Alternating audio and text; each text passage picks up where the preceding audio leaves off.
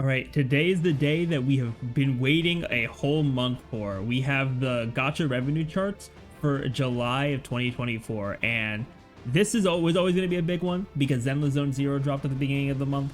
So everyone's been wanting to see how well is Zenless Zone Zero going to do, because everyone was talking about like how good of a game was Zenless Zone Zero going to be. Some people were saying it's not going to be good. Some people were really excited for it, and we've kind of seen opinions shift throughout the month. But now we see how Zenless Zone Zero did, and as we can see on the screen right here, they did not fail whatsoever. And I'm definitely going to give my thoughts on this, but I'm going to go over mainly the top 10 for the Gacha revenue. We'll lead up to Zenless Zone Zero, because some of these games I do, yeah, probably like half these games here, I either play or have played in the past, so I can give a little bit of insight on what's going on here.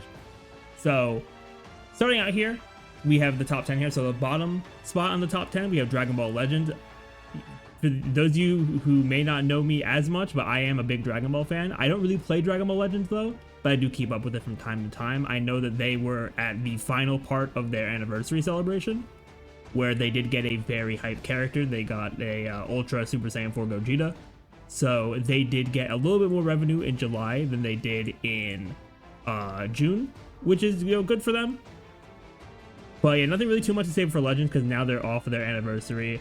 So I feel like this number will probably go down once we get to the August charts, but we'll have to see once we hit that. Then I'm gonna lump spots 9 and 8 together because I don't know anything really about these games. They're also the only two games on here that don't have like a global release, because Monster Strike looks like it's only JP, and then Naruto Mobile is only in CN.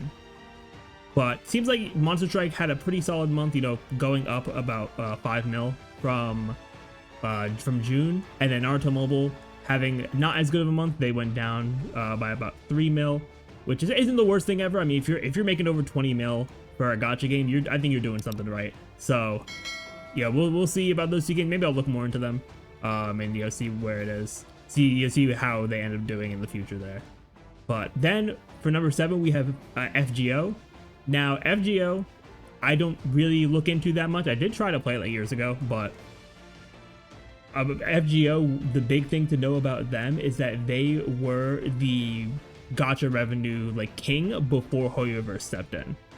So seeing them in the top 10 is honestly no surprise to me, because back in the day, they were the ones that were absolutely crushing it before all these a bunch of these gacha games even came out. So yeah, seeing FGO have a really good, month here. They probably had some big celebrations, some big character come out, especially since they jumped from 16 mil in June to 27 mil in July. So 11 million difference is pretty noticeable. So yeah, they probably had a nice celebration there. But now, for the first of the big ones we gotta talk about, number 6, we have Wuthering Waves. And Wuthering Waves took a drop. They dropped from 46 mil, which I didn't mention it in the June video because I didn't know about it until after the fact, but there was a bit of an error, I guess, in the gacha revenue calculations, where some of the stores were not properly getting data or something like that. So some of the values weren't as accurate. So some of the June values I talked about, they could have been higher than what they actually were. But for Wuthering Waves, they took a steep drop here from the reported 46 million to 29 million. And I'm not gonna lie, I did kind of expect them to drop, but it is also kind of unfortunate to see because of the fact that version 1.1 was extended to a 7-week release cycle because of 1.0 being shortened to 5 weeks. So that means that there was only one banner for Wuthering Waves in the month of July, which was Chang-Li. And Chang-Li, by herself getting this much is still, pretty solid, pretty respectable for a character. But just because there was only one banner for the month, it's not really going to, give a lot of revenue, or as much revenue as people may have been thinking Wuthering Waves could have gotten. And it also doesn't help that the next 2 characters I don't think have nearly as much hype as any of the other limited characters we've gotten so far for Wuthering Waves. So we're gonna have to see if they can sell those characters super well to us, because if not, then Wuthering Waves could even go even further down the list. Then at number 5, we have the other Dragon Ball mobile game, Dragon Ball Z Dokkan Battle. This is the one I actually do play and have been playing for 9 years now, which is a crazy thing to say. But Dokkan had a massive jump from 9 million in June to 32 million in July. And this is accounting for both versions of the game because they have the Japanese version and the global version. So that's the combined revenue there.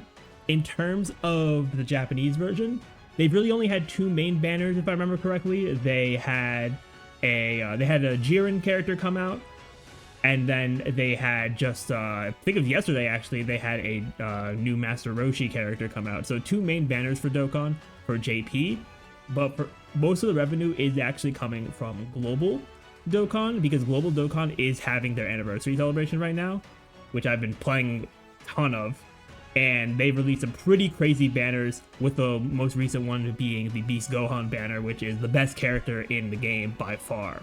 So the fact that they are in top 5 of the Gacha revenue charts is not surprising to me at all, with just all the hype they've been doing. Because, you know, JP doing Tournament of Power, Global having, first of all, like Gogeta and Broly, and then having Beast Gohan and Gamma 1 and 2.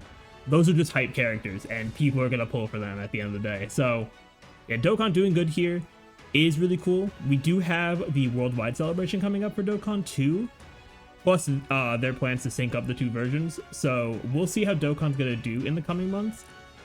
I can see August not being that great for Dokkan, because worldwide starts at the end of August, so it depends on when we get the first part banners. But we'll see what they end up doing for that. But yeah, Dokkan it generally coasts pretty decently. It's usually not in the top 10. Of course, it's like an anniversary slash, you know, JP coming off a big celebration as well kind of thing. But yeah, we'll see how Dokkan holds up once we get to August there. Now at number 4, which this was probably, and kind of linking it with number 3 as well, this is probably the most surprising part of this list, Honkai Star Rail dropping to number 4. There's been very few times ever since this game has come out that it's not been like number 1, right? It's number 4, with Genshin being above it at number 3. Now there's only like less than 1 million gap between them, but both of these games had a pretty lackluster month when it comes to what they usually put out, right? Like Star Rail dropped from 95 million all the way down to 35 million. Genshin dropped from 67 million down to 36 million.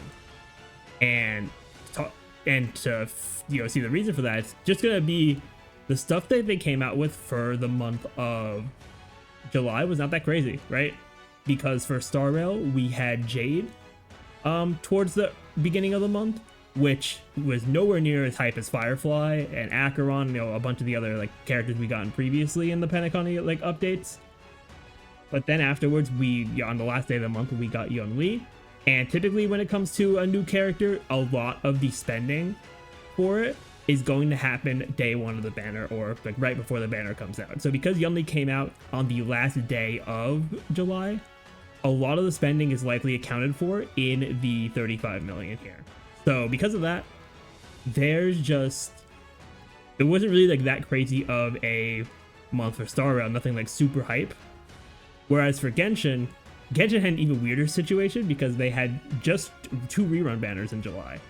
They had reruns for Navia and Nilou, and from what I can tell from Genshin, because I don't really play anymore at all, but from what I can tell, a lot of people do, you know, like Navia, they like Nilou, so it was probably just people trying to get those characters if they missed out on their initial run. So yeah, that probably, you know, just helped Genshin kind of coast, but we'll see how Genshin does, because they do have Emily coming out in a few days. So that'll be a new character, plus Genshin is on the horizon of their next region.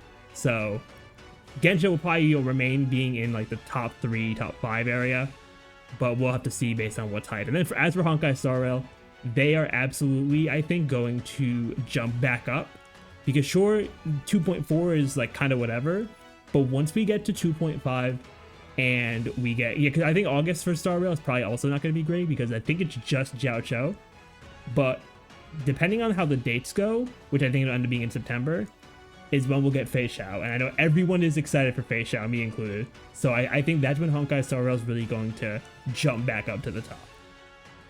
But yeah, we'll see there. We'll see how they do. But yeah, I think in terms of August, these 2 will probably also be kind of tame.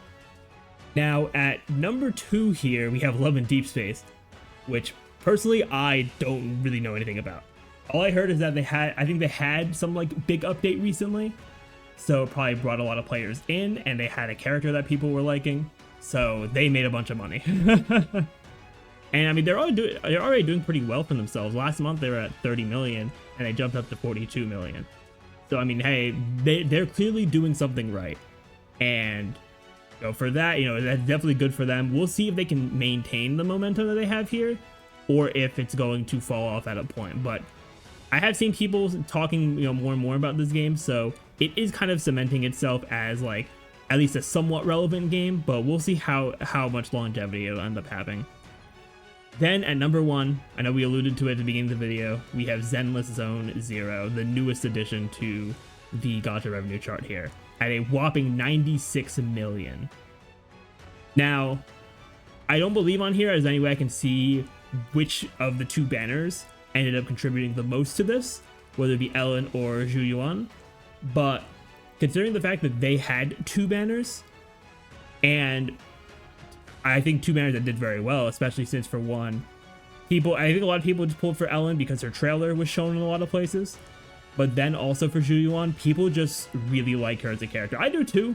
I'm not pulling for her because I'm saving for 1.1, but I do think that because Zenless Zone Zero, like, despite everything about its launch, despite everyone being like, oh, it's not gonna have the same success as Star Rail and Genshin, I do think that they did well with Zenless. And I do think that the launch ended up being pretty good overall.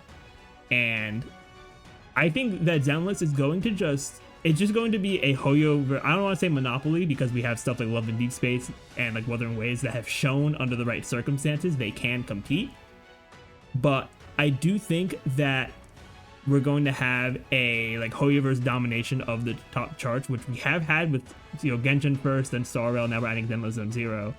So Hoyoverse is going to have 3 games up here, which is pretty crazy overall to have. But depending on how people feel about like later Zenless Zone Zero characters, we'll see how it goes, because they do still have some heavy hitters in the back. Like they still have Miyabi, who we don't know we don't know when she's going to come out.